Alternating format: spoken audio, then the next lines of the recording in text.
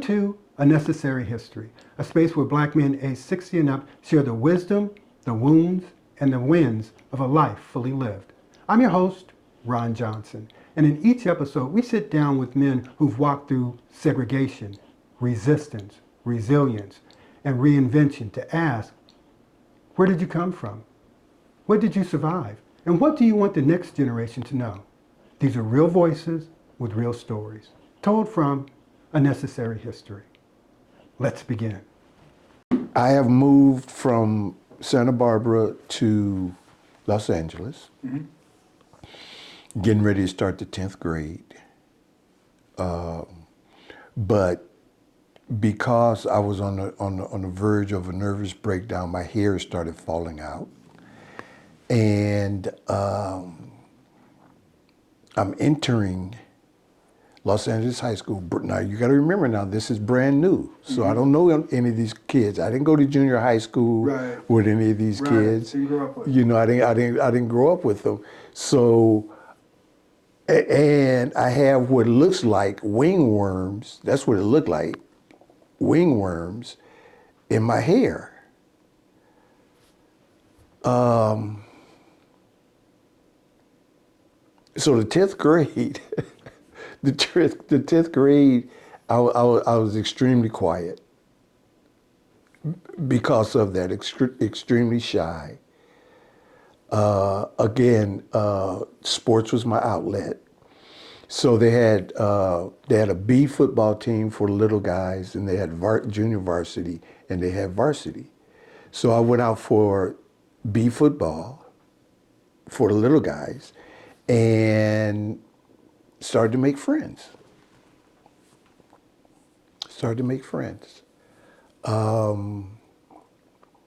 Football is over.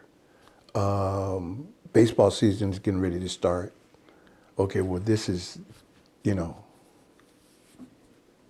that's me now. So I try out for the baseball team. And again, I'm in the 10th grade. And the varsity baseball coach was doing the tryouts and everything. So at the end of the tryouts, he says, I'm going to put you on the varsity baseball team. And so I said, well, coach, if that means that I have to sit for 2 years before I get to play, I'd rather play, junior varsity so that I can play. He said, no, you're going to play. So I'm thinking I'm going to play intermittently, But I ended up being the starting shortstop for the baseball team for 3 years. Oh, wow. And that first year, again, I'm in the 10th grade, so I'm playing with 12th graders, okay? So when you play with 12th grade guys, you meet 12th grade girls. Okay.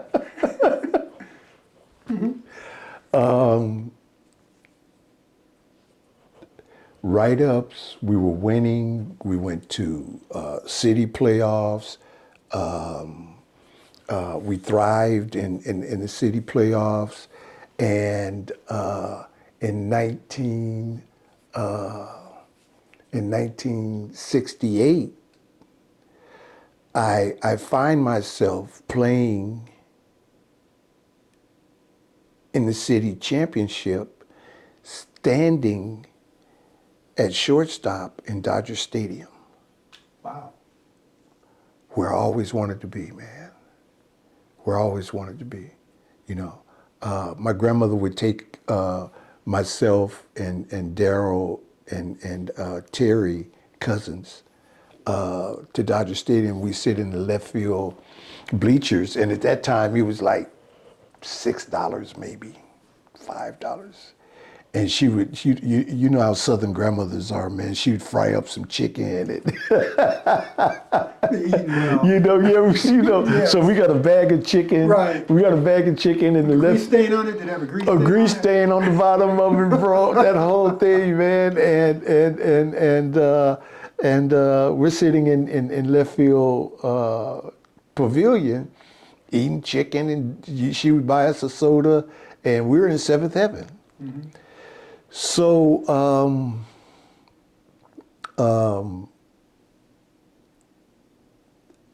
at some point as a kid, I told her that I was going to play in Dodger Stadium and I'm going to buy you a house.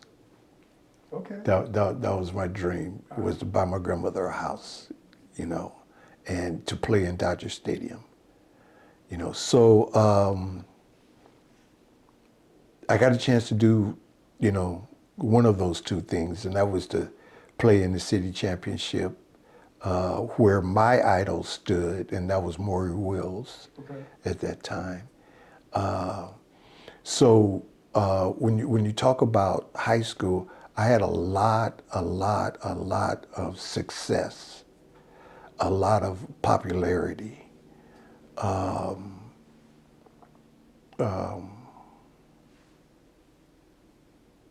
When I got to the 12th grade, I was the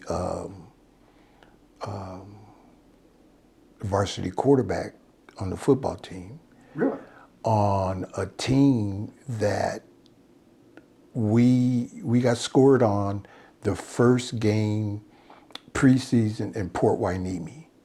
Port Hueneme High School scored on us. And then we went 7 games and no one ever scored on us again. Until we got to the league championship, which was Fremont High School. Fremont High School was my nemesis all during high school. Oh my God. I beat up on Dorsey. I never lost to Dorsey, but I never ever beat Fremont High School. Really? Never beat those guys, man. Baseball and football? Baseball and football. Wow. Never beat those guys. So the league championship game is coming up. Again, I'm on this phenomenal team.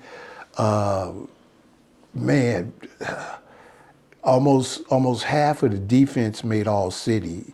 The rest of them made all league. So nobody scored on us. For 7 games, nobody scored on us. Right. So we went from obscurity to number 2 in the city behind Fremont. Fremont was number 1. To start the season, Manual Arts was number 1. That was our first league game, was Manual Arts.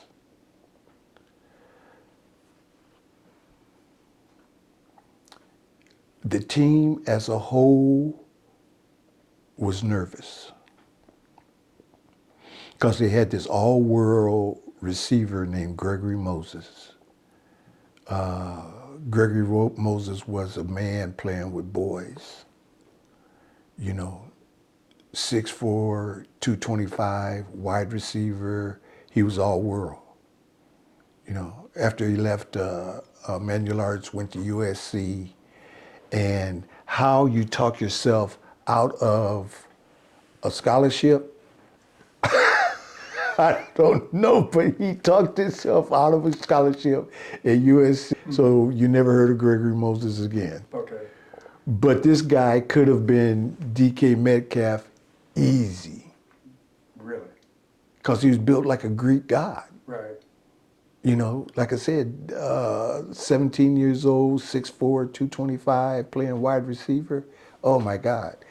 So yeah, we won that game and we were like, wow, we could really do this. So again, Ron, I wasn't a great student. I'm not gonna lie to you. I wasn't a great student.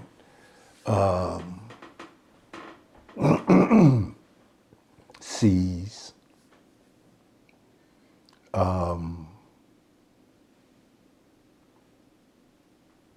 I didn't apply myself.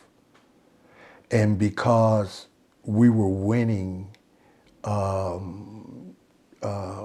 wasn't a whole lot of pressure from teachers to apply yourself, you know. Matter of fact, my fifth period, this is my senior year, my fifth period, I had a comparative religion class. And the football coach wanted the wide receivers, the backs, and quarterbacks to come out early before the rest of the team, just to, sharpen everything. So instead of being in comparative religion, I'm on the football field. But we were winning. So I did get a B in that class, even though I had 85 absences, I did get a B in that class.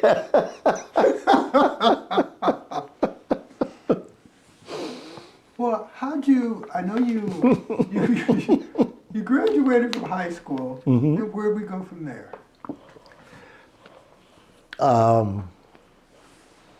I was offered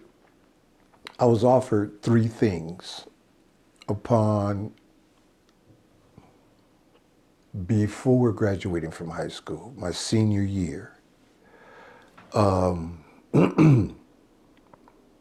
A baseball scholarship at Stanford,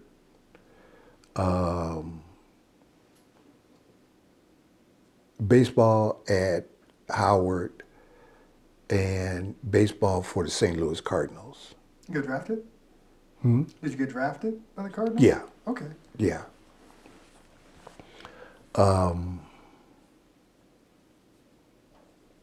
Yeah, so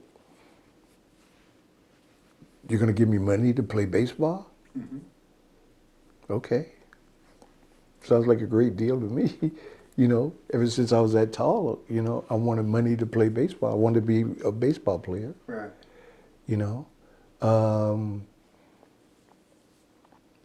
So spent 2 years, and that was an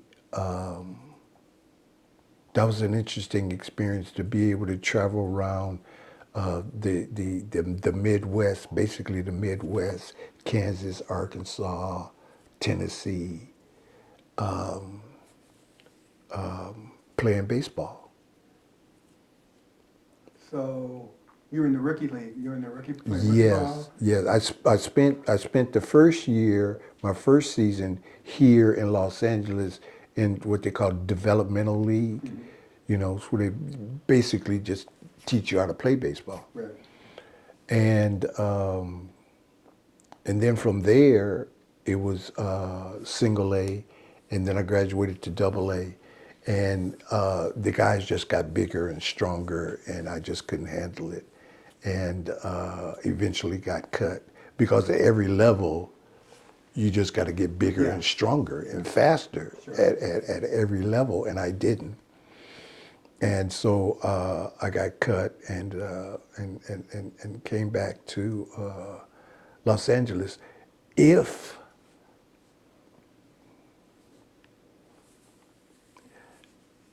Again, it's kind of like, Ron, it's kind of like, if you had a man there to say, hey, okay, well, let's send out some letters, or let's try out for the San Francisco Giants,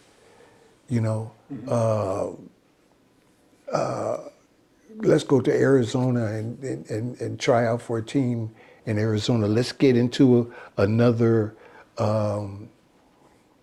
league where you can get noticed. But once I got cut, that was just the end. You just walked away? It just walked away. There was nothing else there. There was a lot of things there. Mm-hmm. I come to learn that there are a lot of things there, but at the time, I didn't know. So a little bit of ignorance. Yeah. As opposed to, like you said, yeah, seeing if you could get on with another team. Yeah. You took it as that was your only shot. Yeah. That was it. Because every Yeah, team is a little bit different, right? And absolutely. teach you different things or have different needs. Absolutely. And you hear about guys, nowadays you hear about guys being in the minor leagues for 4, 5, 6, 7, 8 years. Longer. I've heard longer. Yeah. Hmm. Yeah. So yeah, so that was you feel as though that's your only shot. That's the only team that drafted you. Hmm. So the world came crashing down on that. So what'd you do? Came back to the Los Angeles with my tail between my legs, and my grandmother asked me. She said, "Now and that's the interesting part about that is because she and I would have sit down conversations. We would sit down and talk, Right. and she said, "Well, do you want to work with your mind or do you want to work with your back?" I said, "Well, I want to work with my mind." She said, "In order to do that, you're going to have to go to school." Okay. Um,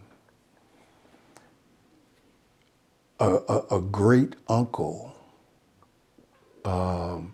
was at Howard. In what capacity? I don't remember, Ron, in some kind of administrative capacity. And so he finagled me away to get into Howard.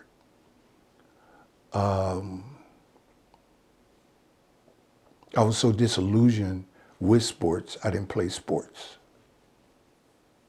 at Howard. I didn't play college. I would have loved to have played Division One, USC, UCLA, Stanford. Stanford.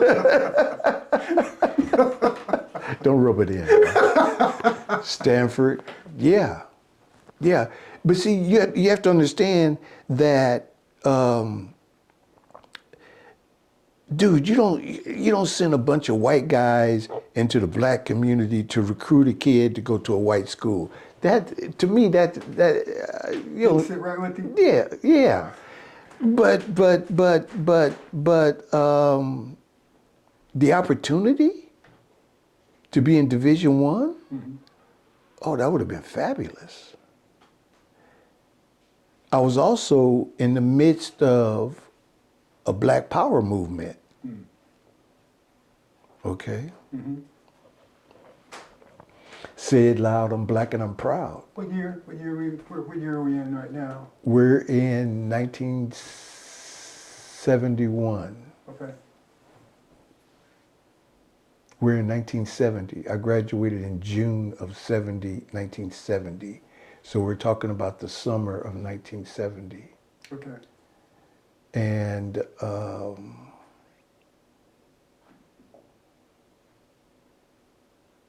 basically, Ron, I squeaked by at Howard. No sports. I got kicked out of the Kappas. You're a Kappa. Were. Yeah, I have problems following instructions, dude. I've never been a, I've never been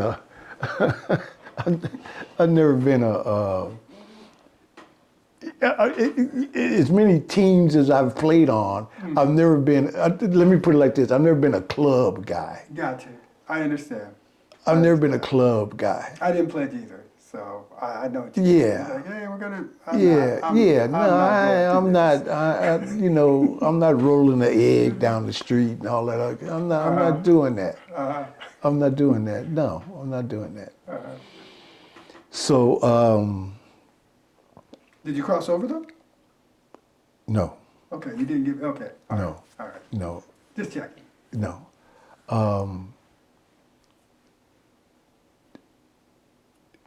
So college was, college was good. College was good. I didn't feel the isolation of being on my own in Washington D.C. Because I felt that isolation in Santa Barbara, even though I had parents.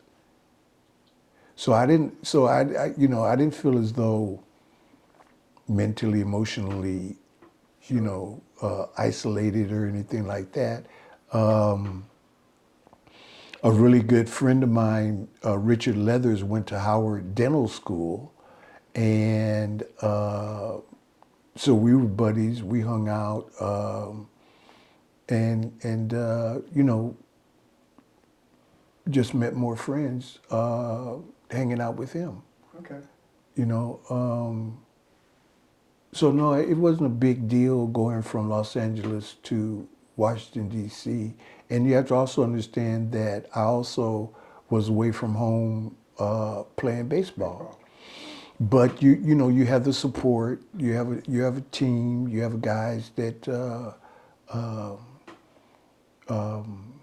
you looked up to and looked up to you, and so it's in a weird way, Santa Barbara prepared me for being away from home, being one-on-one with myself, and not having anybody there to figure things out other than yourself, which is weird. That's weird. Yeah.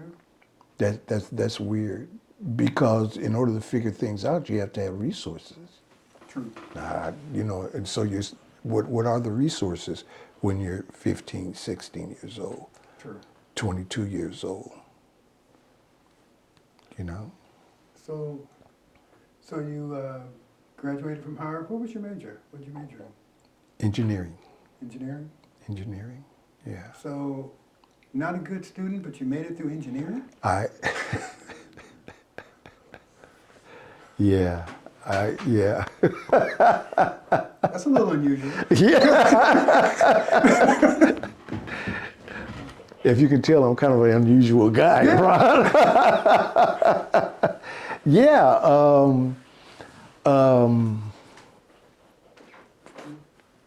Sheila Henderson. Mm-hmm. Got you through? She got me through the math. Okay. Girlfriend? She wanted to be, and I played upon that, preyed upon that. Okay. Prey. Okay. And yeah, that was the toughest part. Was for me was the math. Sheila Henderson. Was she in engineering also? No, she was in nursing. She was going to get a doctorate in nursing, and eventually got a PhD. Wow. So yeah, I squeaked by, Ron. I squeaked by. Hey, as they say, C's get degrees. Yeah, yeah. So when you got out, what'd you do? Well, I stayed. I got recruited by Atlantic Richfield. Oil company. Oil company, and so I stayed in Philadelphia for about 2 years. An opportunity came up for me to move to Los Angeles, move back to Los Angeles, and so I went to work. Ron, there's all kind of different fields in engineering. Right. Electrical, mechanical. There's Civil. all civil. There's all kind of different fields. So I chose.